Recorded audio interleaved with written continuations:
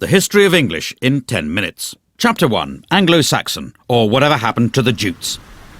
The English language begins with the phrase, "Up yours, Caesar," as the Romans leave Britain, and a lot of Germanic tribes start flooding in.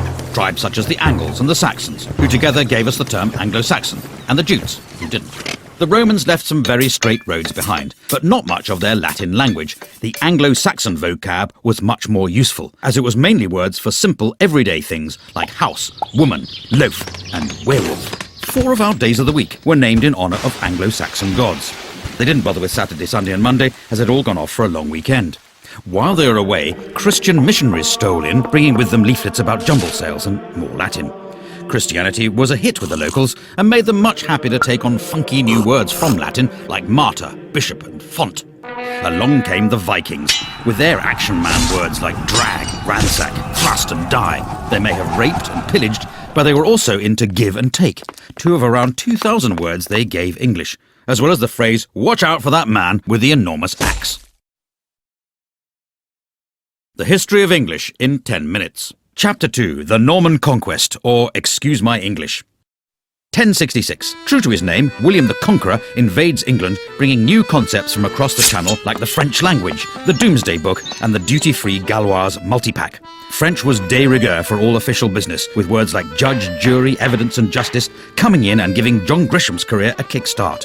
Latin was still used ad nauseam in church, but the common man spoke English, able to communicate only by speaking more slowly and loudly until the others understood him. Words like cow, sheep and swine come from the English-speaking farmers, while the à la carte versions, beef, mutton and pork, come from the French-speaking toffs, beginning a long-running trend for restaurants having completely indecipherable menus. All in all, the English absorbed about 10,000 new words from the Normans, though they still couldn't grasp the rules of cheek-kissing. The bonhomie all ended when the English nation took their new warlike lingo of armies, navies and soldiers and began the 100 Years' War against France. It actually lasted 116 years, but by that point no one could count any higher in French, and English took over as the language of power. The History of English in 10 minutes. Chapter 3. Shakespeare, or a plaque on both his houses. As the dictionary tells us, about 2,000 new words and phrases were invented by William Shakespeare. He gave us handy words like eyeball, puppy dog and anchovy, and more show-offy words like dauntless, besmirch and lackluster. He came up with the word alligator, soon after he ran out of things to rhyme with crocodile. And a nation of tea drinkers finally took him to their hearts when he invented the hobnob. Shakespeare knew the power of catchphrases as well as biscuits. Without him, we'd never eat our flesh and blood out of house and home. We'd have to say good riddance to the green-eyed monster, and breaking the ice would be as dead as a doornail. If you tried to get your money's worth, you'd be given short shrift, and anyone who laid it on with a trowel could be hoisted with his own petard. Of course, it's possible other people used these words first, but the dictionary writers liked looking them up in Shakespeare because there was more cross-dressing and people poking each other's eyes out. Shakespeare's poetry showed the world that English was a rich, vibrant language with limitless expressive and emotional power, and he still had time to open all those tea rooms in Stratford. The History of English in 10 minutes. Chapter 4. The King James Bible, or Let There Be Light Reading. In 1611, the powers that be turned the world upside down with a labour of love, a new translation of the Bible. A team of scribes with the wisdom of Solomon went the extra mile to make King James' translation all things to all men, whether from their heart's desire to fight the good fight or just for the filthy lucre. This sexy new Bible went from strength to strength, getting to the root of the matter in a language even the salt of the earth could understand. The writing wasn't on the wall, it was in handy little books, with fire and brimstone preachers reading it in every church. Its words and phrases took root to the ends of the earth, or at least the ends of Britain.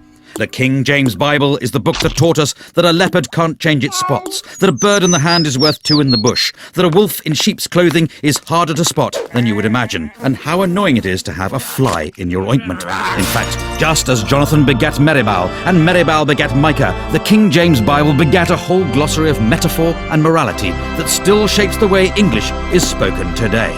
Amen. The History of English in 10 minutes. Chapter 5. The English of Science, or How to Speak with Gravity. Before the 17th century, scientists weren't really recognised, possibly because lab coats had yet to catch on. But suddenly Britain was full of physicists. There was Robert Hooke, Robert Boyle, and even some people not called Robert, like Isaac Newton. The Royal Society was formed out of the Invisible College, after they put it down somewhere and couldn't find it again.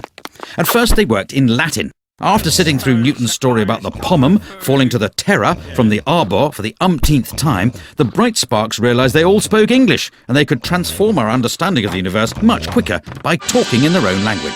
But science was discovering things faster than they could name them. Words like acid, gravity, electricity, and pendulum had to be invented just to stop their meetings turning into an endless game of charades. Like teenage boys, the scientists suddenly became aware of the human body, coining new words like cardiac and tonsil, ovary and sternum. And the invention of penis and vagina made sex education classes a bit easier to follow, though clitoris was still a source of confusion. The History of English in 10 minutes. Chapter 6. English and Empire, or the sun never sets on the English language. With English making its name as the language of science, the Bible and Shakespeare, Britain decided to take it on tour, asking only for land, wealth, natural resources, total obedience to the crown, and a few local words in return. They went to the Caribbean looking for gold and a chance to really unwind, discovering the barbecue, the canoe, and a pretty good recipe for rum punch. They also brought back the word cannibal to make their trip sound more exciting. In India, there was something for everyone. Yoga to help you stay in shape while pretending to be spiritual. If that didn't work, there was the cummerbund to hide the paunch. And if you couldn't even make it up the stairs without turning crimson, they had the bungalow. Meanwhile, in Africa, they picked up words like voodoo and zombie, kicking off the teen horror film. From Australia, English took the words nugget, boomerang, and walkabout, and in fact the whole concept of chain pubs. All in all, between toppling Napoleon and the First World War, the British Empire gobbled up around 10 million square miles, 400 million people, and nearly 100,000 gin and tonics, leaving new varieties of English to develop all over the globe. The History of English in 10 minutes. Chapter 7. The Age of the Dictionary, or the Definition of a Hopeless Task.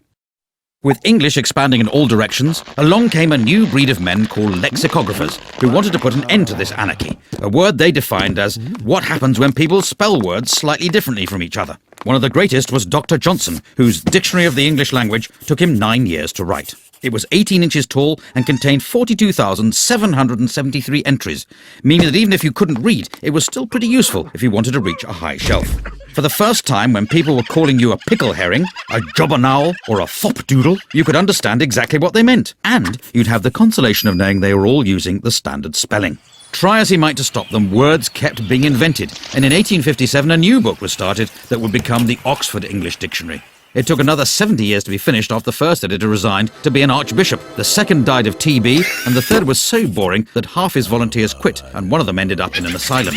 It eventually appeared in 1928, and it's continued to be revised ever since, proving the whole idea you can stop people making up words is complete snuff bumble.